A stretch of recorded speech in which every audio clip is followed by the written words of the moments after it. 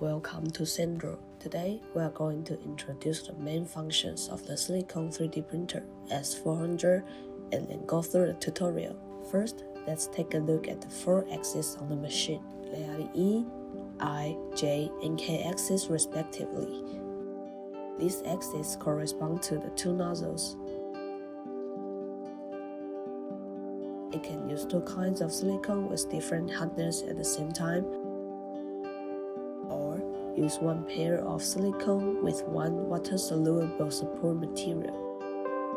To avoid the 2 nozzles conflicting during printing, they can work independently. The range of printing is composed of the X, Y, and Z axes.